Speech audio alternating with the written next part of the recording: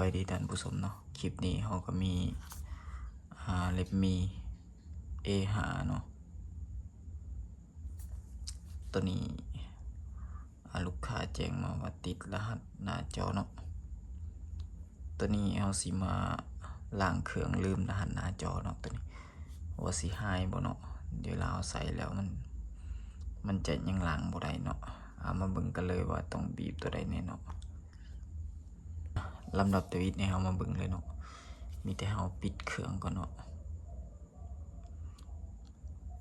ปิดเครื่องเนาะให้มันดับสนิทเนาะตัวนี้เนาะหลังจากมันปิดเครื่องดับสนิทแล้วกดปุ่มปิดเปิดกับเพิ่มเสียงเนาะปุ่มเพิ่มเสียงตัวนี้เนาะนินไว้พร้อมกันนี่เนาะปิดเปิดกับเพิ่มเสียงเนาะนินไว้พร้อมกันเลยเนาะจนมันขึ้นมาแล้ว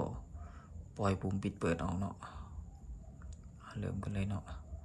1 2 3นินไว้เลยเนาะหลังมันขึ้นมาแล้วเราปล่อยปุ่มปิดเปิดเนาะนินไว้แต่ปุ่มเพิ่มเสียงนี้เนาะนี่จนมันขึ้นโหมดมันเข้าโหมดมานี่เนาะมันจะเป็นประมาณนี้เนาะสิให้เบิ่งไกลๆเนาะหลังจากนั้นแล้วใส่นิ้วนี้เลื่อนลงมาเนาะหาคำว่า VIP Data Format Reset เนาะหลังจากนั้นให้กดปุ่มปิดเปิดปั๊บแล้วเลื่อนลงมาตัวที่2เนาะ Format Data Reset เนาะแล้วกดปุ่มปิดเปิดเพื่อคอนเฟิร์มเนาะตึ๊บนี่เนาะมันจะล้างไปแบบนี้เนาะจะไปประมาณนี้แหละหลังจากนั้นก็มีแต่รอเนาะนี่เนาะมันขึ้นมาแบบนี้หลังจากนั้นให้เราล้างพาร์ติชันของมันเนาะเรื่องตัวมาในนี้ล้างแคทเนาะวิบแคทตัวพาร์ติชันนี่เนาะให้ล้างเลยเนาะปุ๊บเย็บเลยเนาะ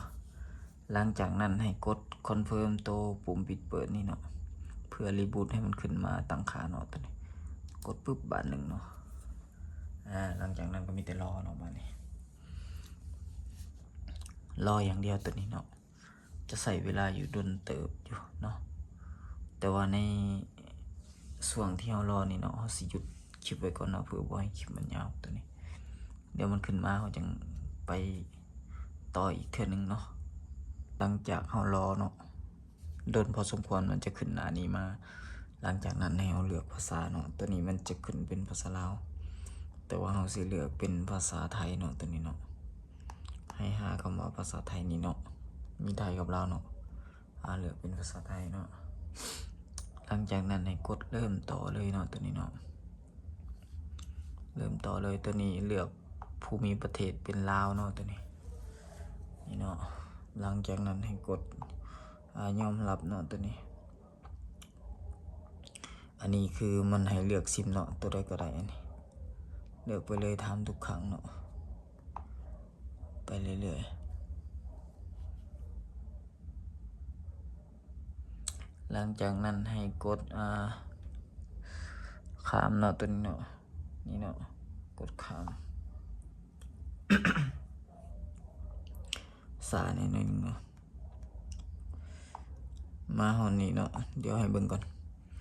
มาหอนนี้คือมันให้ตั้งค่าออฟไลน์คือรหัสนะไปแล้วเนาะมันจะบริติด Gmail เนาะตัวนี้เนาะเอากดไปเลยเนาะตั้งแบบออฟไลน์ก็ได้เนาะไปเลยเนาะนี่เนาะคือรหัสตัวที่เราล้างเครื่องออกนะแมนวิดเลยเนาะตัวนี้แมนบริติด Gmail เนาะแมนหายเลยเนาะนี่เนาะหลังจากนั้นมันให้กดขามเนาะกดขามเลยนะถ้าผู้ใดติดปัญหานี้ลองเอาไปปรับใส่เบิ่งเนาะว่าโทรศัพท์ฐานสิคือแบบนี้บ่เนาะนี่เนาะมีแต่รอกับรอเนาะตัวนี้เตรียมความพร้อมรอคือเก่าเนาะ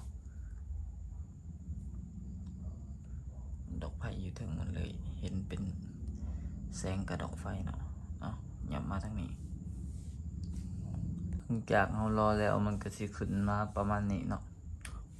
มันชื่อขึ้นมาประมาณนี้แหละเนาะเอามาเบิ่งเนาะมันเป็นเวอร์ชันหยังอ๋อเดี๋ยวเบิ่งอยู่ลุมเนาะนี่เนาะ A5 เนาะเล็บมี A5 ตัวนี้เวอร์ชันอีหยังนี่เวอร์ชัน Android เป็นเวอร์ชัน15เนาะตัวนี้ถือว่าได้เสร็จสมบูรณ์เนาะถ้าว่าอยากตั้งGmail ใส่ก็เข้าไปตั้ง Gmail ใส่เนาะแต่ว่าในคลิปนี้เราจะบ่ได้ตั้งให้เบิ่งเนาะแม่นมีแต่บทเท่านี้เนาะตัวที่ล้างเครื่องลืมรหัสหน้าจอเนาะตัวนี้แม่นผ่านเนาะบ่ได้ติดGmail เนาะก็ถือว่าผ่านโดยดีเนาะขอบใจหลายๆเนาะที่ติดตามรับชมคลิปจนจบเนาะถ้าว่ายังให้เราเฮ็ดคลิปแบบใดก็สามารถคอมเมนต์เข้ามาได้เนาะถ้าว่ามีเครื่องแบบนี้ก็จะเฮ็ดให้เบิ่งแบบนี้แหละเนาะ